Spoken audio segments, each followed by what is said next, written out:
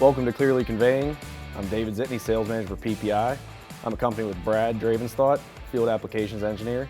We'll be talking about the TIS, True Impact System. Welcome, Brad. Thanks for having me, David. So, Brad, we're talking about the TIS, the True Impact System here. Can you explain a little bit about this product and what makes it unique compared to a slider bed and or a impact idler?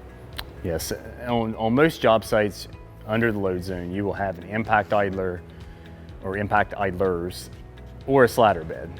They kind of serve two different purposes. An impact idler absorbs the shock load from the material above. A slider bed isn't really meant for impacts, but it helps seal the skirt board and keep the material from falling off the side and a little bit of dust suppression. The TIS, True Impact System, it does a combination of both. So you have your slider rails, which helps seal the skirt board, but you also still have impact rolls. So your impact rolls will help absorb the shock load, and there's also a center assembly in here that has 3 shock absorbers that allows, as material lands on the belt, is able to cushion and go up and down to help soften the load on the belt.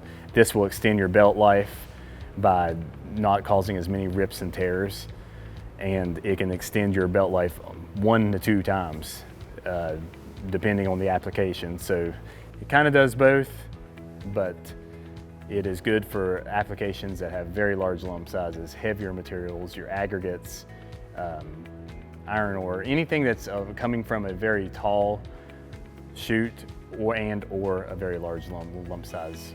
Well, how would a customer begin to size one of these, or how would they be able to find the information to size one of these? So you can either contact your PPI sales representative and help you walk you through this, or there's a form on our website that you can go in and you can actually fill out the data, fill out your lump size, what idlers you currently have in there, and it shows the chute, and you can fill out all the information on that.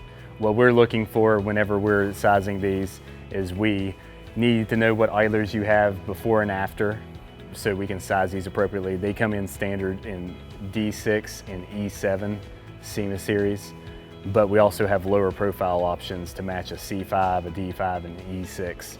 So there are options across the board to make this fit into your application. Could you explain a little bit on installation and maintenance on this product?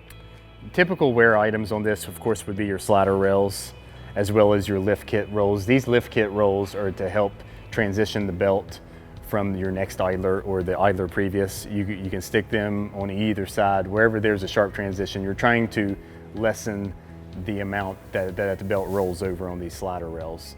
So the lift kit rolls are a wear item, so are these, the slider rails, and then your impact rolls over time, they may wear out. The center assembly, we actually have a kit that you can buy a whole new center assembly ready to drop into this if you break a bolt or if the shock absorbers begin to wear or flatten over time. The good thing about this, it comes in whenever you purchase it like this, but you can drop these down and lay them down flat, and that allows you to slide it in to underneath your chute or underneath your skirt board, and then you can raise it back up. That's also a good item to have whenever you want to do maintenance to these. You're able to drop these down by loosening these bolts, and you're able to remove the rolls easily, as well as remove your slider rails and replace them. So we have all the replacement parts. So you mentioned available. the center assembly. Can you explain to me what's in the center assembly or what it consists of? The center assembly is this triangle piece, and you can actually see it in our field visit today moving up and down, but it's basically a triangle piece that these rolls go into, and like a ball and socket joint, and they have 3, we call them marshmallows, but shock absorbers that allow that whole center assembly to move up and down in the frame as the material lands on the belt. The site visit we did today, you would say is a ideal application for this type of product. Yes, this rock quarry that we were at today, we were using 3 of these in their primary crusher zone. So they had one under their primary crusher and then the 2 conveyors after it. And these had very large lump sizes. They were 10, 12, 14-inch minus rock. Some of them coming from a tall distance from their chute. And you can tell that that's a high wear place for your belt to get cut and tore.